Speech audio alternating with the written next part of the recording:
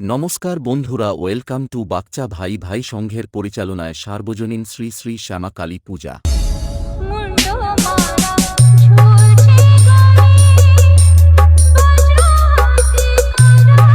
Biswajit status centre, Moyna Sheikh.